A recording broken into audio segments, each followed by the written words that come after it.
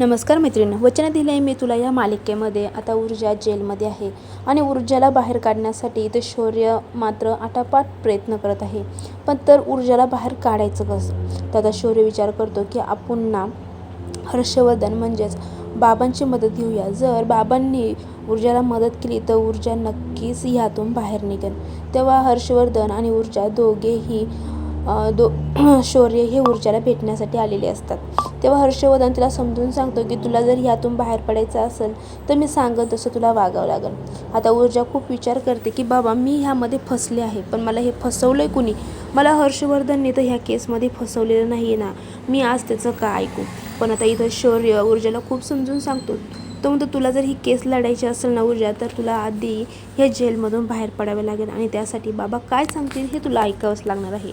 आणि तेव्हा हर्षवर्धन ऊर्जाला सांगत असतो की तू आता उद्या जी सुनावणी आहे कोर्टात त्यामध्ये सांग की मी विक्रमचा खूनच केलेला नाही. तर असं आता हर्षवर्धनने खोटं बोलायला ऊर्जाला सांगितलेले आहे.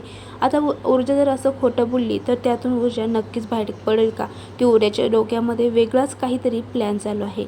आता हा तर एपिसोड आपल्याला पुढील भागातच बघायला मिळणार आहे. त्याआधी तुम्ही चॅनल सबस्क्राईब करून ठेवा, व्हिडिओला लाईक करा. थँक्यू.